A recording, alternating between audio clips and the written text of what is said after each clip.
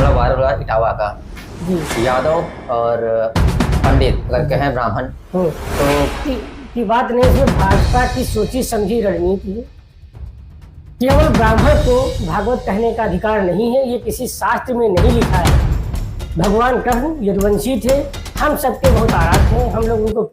नमस्कार, आपका लोकतंत्र एक सोच में स्वागत है। मैं हूं चंद्रभान। आज हमारे साथ लखनऊ से पार्षद प्रतिनिधि पूर्व सरोज रावत जी हैं। इनसे हम बात करेंगे कि आखिर इनका सफर पार्षद का जो है कहां से शुरू हुआ और क्या इनको कहां से ऐसी सोच इनके मन में आई कि हम पार्षद का चुनाव लड़ते हैं। नमस्कार, मैं सरोज रावत 2005 से अधिवक्ता के तौर पर काम कर रहा हूं लखनऊ में। 2017 के चुनाव से पहले मैंने बहुत से सोशल वर्क किए, छोटे छोटे लोगों के काम करते रहे, फिर लोगों का प्रोत्साहन मिला और बड़े काम भी वो देते रहे। समाज सेवा से जुड़े रहे और उन समाज से भी जुड़े रहने के कारण लोगों ने मुझे प्रोत्साहित किया कि आप बड़े स्तर पे समाज सेवा करिए, जो चुनाव लड़ने के लिए प्रेरित किया। और मैं 2017 का हैदरगंज 33 से पार्षद के रूप में चुनाव लड़ा। मेरी पत्नी चुनाव लड़ी और जनता के आशीर्वाद से मैंने वो विजय हासिल किया। तो क्या लगता है आने चुनाव में एक बार फिर से सरोज रावत जी मैदान में उतरेंगे? निश्चित तौर से समाज सेवा की भावना जन जन में होनी चाहिए, वो मेरे अंदर भी है। 2028 का चुनाव होगा पार्षद का, मैं निश्चित रूप से प्रयास करूंगा। अगर सीट आरक्षित रहती है तो मैं पार्टी की तरफ से चुनाव लड़ने का प्रयास करूंगा। अगर माननीय अखिलेश यादव जी ने आशीर्वाद के रूप में मुझे चुनाव चिन्ह दिया तो मैं निश्चित रूप से चुनाव लड़ूंगा। पार्षद जी, एक अहम बात कि लोगों के अंदर कहते हैं चुनाव जीतने के बाद लोग जो हैं लोगों से मिलना कम क्यों कर देते हैं, ऐसा क्यों? अब मैं ये नहीं कह सकता लोग क्यों कम कर देते हैं, लेकिन मैं तो 5 साल जब तक रहा निरंतर सुबह 6 से लेके देर रात तक लोगों से मिलता रहा, लोगों के काम करते रहे।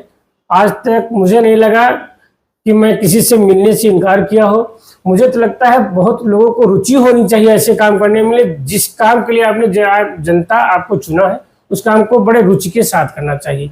और मुझे काम करते समय बड़ा आनंद की अनुभूति होती थी। मैं आज भी उसी आनंद के साथ काम कर रहा हूँ लोगों का। पार्षद जी, इस समय एक सोशल मीडिया पर मामला वायरल हुआ इटावा का। जी, यादव और पंडित अगर कहें ब्राह्मण तो क्या है पूरा मामला, क्या आपको इसके बारे में जानकारी है? इसमें जाति की बात नहीं, इसमें भाजपा की सोची समझी रणनीति है। केवल ब्राह्मण को भागवत कहने का अधिकार नहीं है, ये किसी शास्त्र में नहीं लिखा है। भगवान कृष्ण यदुवंशी थे, हम सबके बहुत आराध्य हैं, हम लोग उनको पूजते हैं, पूरा विश्व उनको पूजता है, विदेशों तक उनका डंका बजता है। लोग बड़े श्रद्धा भाव से उनको पूजते हैं। जो ये घटना घटित हुई है बहुत ही निंदनीय है, इसकी घोर निंदा है। हम लोग पूरी तरीके से जो भागवत कहते हैं, कोई भी जाति का हो चाहे किसी भी धर्म का हो, अगर वो विद्वान है तो उसका सम्मान है, वो सब कुछ कहने का अधिकार है उसे। गलत आदमी चाहे वो ब्राह्मण हो, अगर उसे अज्ञानता है तो हम उसका विरोध करते हैं। अन्य धर्म का भी हो, अगर उससे विद्वान है, वो अगर तार्किक बात कहता है, हम उसका सम्मान करते हैं।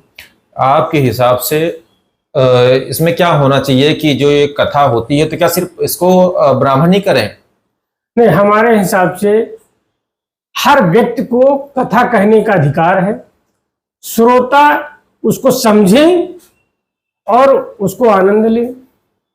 विद्वान आदमी जब कोई बात बताता है तो सबको सुनने में अच्छा लगता है। केवल ब्राह्मण ही नहीं कह सकते हैं, ब्राह्मणों का सम्मान हम लोग करते हैं, लेकिन अगर ब्राह्मण कोई गलत काम करेगा तो वो अच्छी बात नहीं है। हम लोग सम्मान करते चले आए हैं, करते रहेंगे। लेकिन अगर ये कहा जाए केवल ब्राह्मण ही भागवत कथा कहेंगे तो ये कतई नहीं है। सारे समाज को कहने का अधिकार है, सिर्फ उसे जानकारी होनी चाहिए। तो इस चीज को आप कैसे देखते हैं कि आदमी इस समय सोशल मीडिया पर यह चीज वायरल है कि श्री कृष्ण भगवान क्या यादवों के भगवान है और परशुराम भगवान और राम भगवान सिर्फ ब्राह्मणों के ही भगवान हैं? भगवान जन जन के हैं। हर व्यक्ति सब सम्मान की भावना से, एक श्रद्धा की भाव से देखता है हर व्यक्ति। कोई ये यहाँ पे जातवाद की बात नहीं, यह भाजपा जानबूझ के हम लोगों पीडीए में दरार डालना चाहती है, इसलिए ये ऐसा कार्य कर रही है। बाकी कुछ नहीं है। भाजपा की सोची समझी रणनीति है, हिंदू मुस्लिम करा के, हिंदू हिंदू को लड़ा के विभाजित करना चाहती हैं, इसलिए ऐसी घटनाकारी की गई। तो अच्छा जी, आने वाले चुनाव में क्या तैयारियां हैं आपकी, किस तरीके से देखेंगे? अब हम आगे आने वाले चुनाव के लिए हमारा काम है पार्टी की बातों को जन जन तक पहुंचाना। बाकी का काम है क्षेत्र की जनता और राष्ट्रीय अध्यक्ष जी का आशीर्वाद, जैसा होगा वैसा करेंगे हम लोग।